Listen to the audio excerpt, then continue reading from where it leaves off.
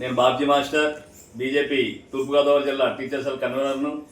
అంతేకాకుండా రాజమండ్రి విశ్వకర్మ వంశస్థునైన నేను ఇవాళ భారతదేశం చాలా గర్వించదగ్గ విషయం.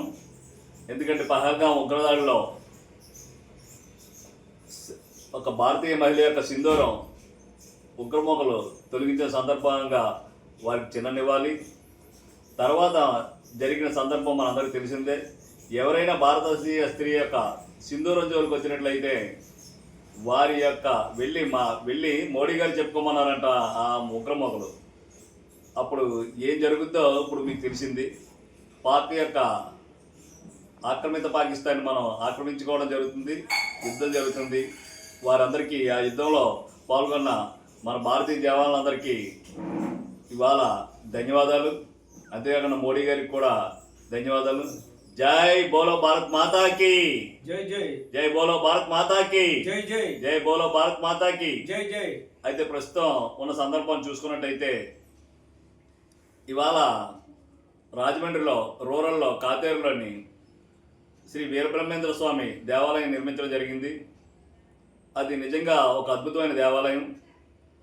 ప్రపంచానికి కాలజ్ఞానాన్ని బోధించిన వీరబ్రహ్మేంద్ర స్వామి అందరికీ తెలిసిన విషయమే. శివ గోవింద గోవింద, హరి గోవింద గోవింద. మంగళ్ళు చాకళ్ళు అధికారులయ్యారు, మహిళా సమాజాలు లేచేనయ్యా. అత్తలు కోడళ్ళు జుట్లు పట్టి కాపురంలో చిచ్చు పెడతారయ్యా అని ఏనాడో కాలజ్ఞానంలో ఎన్నో విషయాల్ని మన వీరబ్రహ్మేంద్ర స్వామి చెప్పడం జరిగింది. అయితే ఇవాళ ఏదైతే చెప్పారో అలాగే ఇవాళ మన మంగళని చాకల్ని ఒకప్పుడు ఎంతో వివక్షతో కూడుకున్న వీరబ్రహ్మేంద్ర స్వామి సమయంలో వివక్షతో కూడుకున్న విధంగా చూసిన సందర్భంలో ఆయన అవి చెప్పడం జరిగింది. ఇవాళ వాళ్ళు దేవాలయ కమిటీల్లో ముఖ్య మెంబర్లుగా కూడా తీసుకోవడం జరిగింది. ఇది నిజంగా గర్వించదగ్గ విషయం. అయితే ఇవాళ ఇక్కడ చూసుకున్నట్టయితే అలాంటి వీరబ్రహ్మేంద్ర స్వామి చెప్పిన ఒక అంశం ఏదైతే ఉందో రూరల్లో కాతేరులోని మల్లెపేట దగ్గర పేపర్ మిల్ గోడ దగ్గర ఒక 50 సంవత్సరాలు, సుమారుగా ఒక 50 సంవత్సరాల క్రితం ఒక ఈత చెట్టు పడి లేచేది. అది వీరబ్రహ్మేంద్ర స్వామి కాలజ్ఞానంలో ఎప్పుడో చెప్పడం జరిగింది. పగలేమో లేవడం, రాత్రులేమో పడుకోవడం జరుగుతుంది అన్నమాట. అక్కడ ఇది వీరబ్రహ్మేంద్ర స్వామి మహత్యం అని కొంతమంది వచ్చి వీరబ్రహ్మేంద్ర స్వామి ఫోటోని పెట్టడం జరిగింది. ఆ తర్వాత దానిలోని అక్కడ ఉన్న స్థానికులు ఎవరైతే ఉన్నారో తర్వాత అక్కడ ఉన్న వీరబ్రహ్మేంద్ర స్వామి మహత్యంగా భావించి అక్కడ చిన్న ఆలయాన్ని నిర్మించడం కూడా మొదలెట్టారు. అంతేకాకుండా ఆ ఆలయం నిర్మించి అక్కడ ఉన్న దాతల వాళ్ళని చూసుకుంటూ ఆ ఆలయాన్ని నిర్మిస్తూ దాన్ని అభివృద్ధి పాదంలో నడుపుతూ ఉంటూ ప్రజల్లోని భక్తిభావాన్ని కూడా రేకెత్తడం జరిగింది. తర్వాత ఊరు కూడా అభివృద్ధి చెందడం జరిగింది.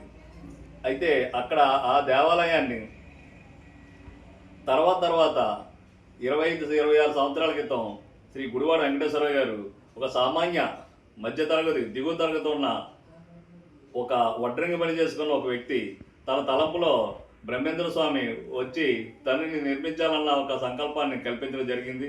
ఆ సంకల్పాన్ని ఆయన చేతపొట్టి తన కుటుంబాన్ని కూడా పక్కన పెట్టి ఈ దేవాలయం నిర్మించాలన్న ఒక సదుద్దేశంతో తను పూనుకొని మంచిగా ఆ దేవాలయం నిర్మించడమే కాకుండా ఆ దేవాలయం యొక్క స్వామి యొక్క మహత్యంతో గొప్ప వైభవంగా కూడా అక్కడ రేకెత్తడం జరిగింది.